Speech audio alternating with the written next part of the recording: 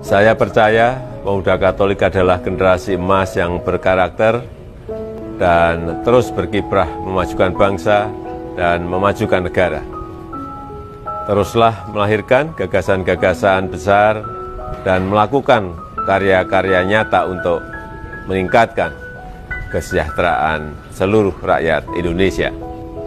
Saya berpesan kepada pemuda Katolik yang datang dari seluruh tanah air, dari Aceh sampai Papua, dari Miangas sampai Pulau Rote, untuk selalu menjadi generasi yang selalu mengedepankan persatuan, perdamaian, dan toleransi. Jayalah selalu demi kelangsungan hidup bangsa dan negara.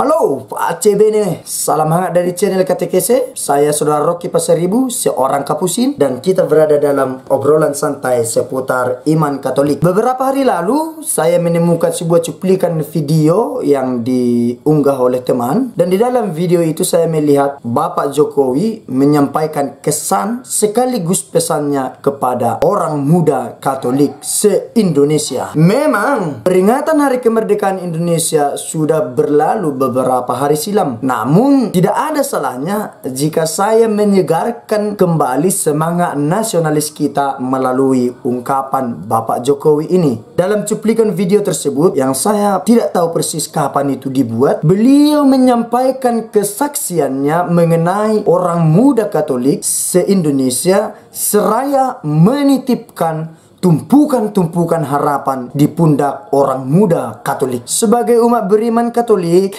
sekaligus juga penghuni barisan OMK yang jomblo, ungkapan ini sangat istimewa bagi saya, dan saya harap juga untuk teman-teman OMK yang lain. Mungkin kalau kesaksian ini disampaikan oleh para pastor, suster, itu sudah biasa bagi kita, dan mungkin telinga kita sudah kebal mendengar ucapan-ucapan seperti itu, karena itulah salah satu tugas pelayan gereja, yakni membangkitkan serta memberdayakan kreativitas orang muda Katolik. Tapi bro, ini ungkapan ini datang langsung dari seorang Jokowi, tokoh nomor 1 di Indonesia, pemimpin nomor 1 di Indonesia, yang jelas tidak seagama dengan kita, dan saya yakin dia tidak paham benar apa dan bagaimana itu orang muda Katolik. Istimewa bukan? Bagi saya sangat istimewa. Memang kita harus mengakui bahwa banyak pemuda Katolik cukup mengharumkan nama bangsa Indonesia, baik di kancah nasional maupun internasional. Kita sebut saja salah satunya Grace Natali. Ya, memang tidak layak lagi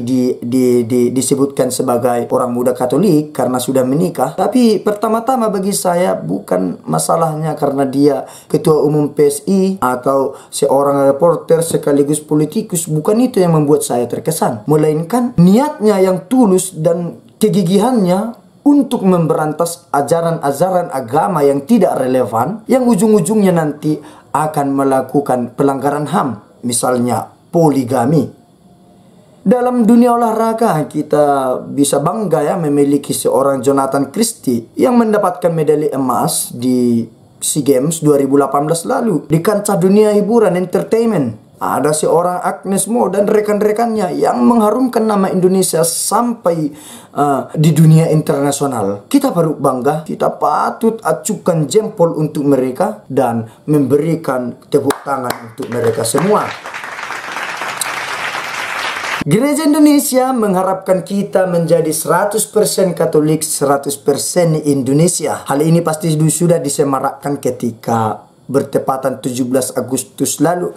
Artinya apa? Sebagai umat beriman Katolik, kita harus fanatik menghayati dan membela iman kekatolikan kita. Tapi di sisi lain jangan lupa bahwa kita tinggal dalam bumi pertiwi ini. Kita hidup, kita berada dalam naungan dan arahan pemerintah Indonesia. Kita harus takluk pada aturan dan undang-undang negara. Kita harus tunduk pada butiran sila Pancasila yang kita anggap sebagai wadah yang mempersatukan keberagaman Indonesia. Kita melakukan kewajiban dan menerima hak kita sebagai warga Indonesia. Kita mengabdi kepada Tuhan, tetapi sekaligus juga mengabdi kepada negara. Dengan itu, kita menjadi umat beriman yang seimbang. Mari para rekan OMK, orang muda Katolik, Indonesia. Kita wujudkan harapan-harapan yang dititipkan Bapak Jokowi untuk kita. Mari memberikan sumbangan-sumbangan nyata